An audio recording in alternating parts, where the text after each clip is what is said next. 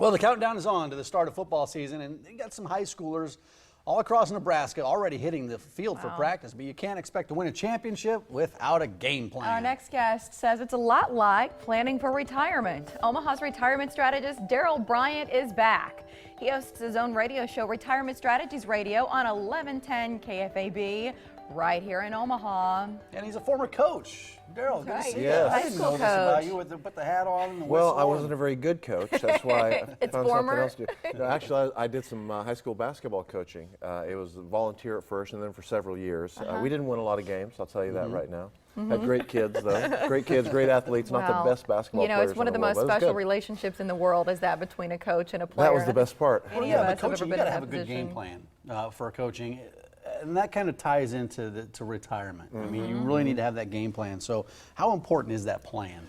Well, listen, I like sports because it teaches you a lot about life. You know, I mean, you're going to run into some opposition. And the way I think of it is any opposition, any opposing team is going to exploit your weaknesses, right? Where were you not prepared? They're going to throw a new wrinkle at you, you know, that you weren't anticipating, and they are going to show you absolutely no mercy, you know, until the final buzzer. You know, they're not concerned about your psychological well-being. They're not concerned about your health. Okay, we're here to crush you, and you're here to crush them, right? I mean, that's kind of what sports is, you know, in general. And so, a good coach is going to set you up for success and prepare for that opposition well in advance, and look at game film, and look at in my line of work we'd be looking at economic you know, stuff and preparing you for what we know is going to happen, and some of those things that we're not real, you know, we really can't put a finger on, but we know there's going to be some wrinkles that are going to come our way. And that's just it. You were talking about a game plan, but you got to have a coach. So in the world of football, right? Coach Osborne was just here last week.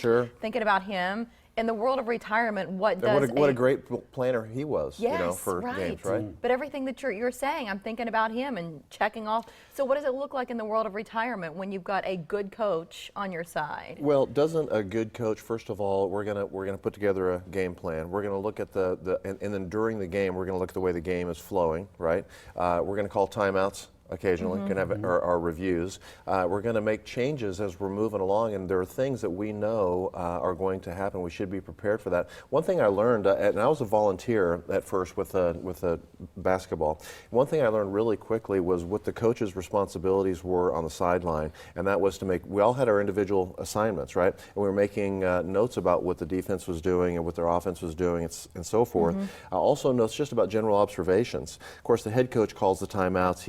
He does the speaking, but the other coaches have a lot of input, don't they? So then at halftime, what would we do? The first thing we would do is the team would go into the locker room, you know, and they talk amongst themselves, but the coaches would stand outside and we talk about, what do you see? What do you see? What do you see? What would you do? What would you do? What would you do? And then the coach makes a final decision. So it's a lot. That's just a lot. Isn't that just the way life goes? And so in my world, we're gathering that data too. So I have go-to people that I say, what do you see? What do you see? What do you see?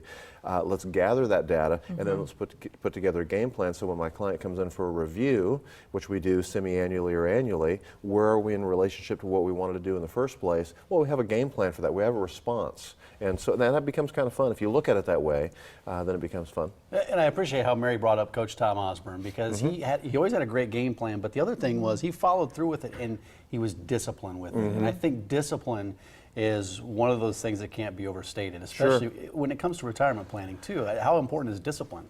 Well, yeah, a lot of things. There's discipline. You know, what did you do to prepare for the game? You know, you wanted to start early, right? You're up early and often and running and getting in shape for whatever you're doing. You're lifting. I know my son and his team for the football, they're lifting this minute, you know. They're preparing for that first game, which is a tough game for them right out of the chute. You think they're watching you on TV? I doubt it. Yeah, I don't think so. In the weight room, watching you right now? I doubt that. But they better be lifting. So, you know, you do have that. You have a lot of discipline, you know, coming out. And so if we can prepare really, really well and always have contingency plans. You know, one of the worst things we see when somebody gets ready to win a game, let's say you got a guy in a breakaway layup, you know, the score is tied, point guard picks up the ball, he's, you know, fast breaker, you know, he's on a breakaway layup, and he wants to show everybody he can dunk, okay? I'm going to liken this to retirement. He's going to show everybody, I'm a shooting guard, sure, but I can also throw it down. So, but just barely. So he goes up for the dunk, misses the dunk, right? Now we're going into overtime. okay? Right. All right. Wouldn't it have been smarter to have played it safe, make the layup, and go on home? Okay. So if we're ready for retirement, if we already have the game won, please don't be swinging for the fence. Don't be trying to throw it down if you're really not all that skilled at that. Now, LeBron James, sure, go ahead and drop it in, but you know, There's only one of him, and then there's then there's everybody else. That's right. But it's that safety first mentality. But the way you're breaking this down to me, like today, I'm getting it on a different level than we've talked before. Well, good. If you'd like a coach in retirement, give Daryl a call. He has a free book to hand out to you, our viewers today. Yeah, if you call in the next 15 minutes, you'll get a copy of Stress-Free Retirement by author Patrick Kelly. The number, again, 402-932-2141. I feel like a lot of people are thinking stress-free retirement, that's a possibility. Yes, and Daryl's giving away a book that kind of lays that out for you. Also, you can email Daryl questions@omahasretirementstrategist.com. We may answer your question right here on the Morning Blend. Just make sure you include a bit of that information, question, that sort of thing in the subject line. And then there's where you'll find D. Bryant Retirement Strategies in Omaha near 163rd and Maple, and then online, dbryantretirementstrategies.com. Daryl, thanks a lot. We had a lot of sports analogies today. yes, we did. That was a good fun. time. Thanks, Daryl. Thanks a lot. Appreciate it. Guests of the Morning Blend start their day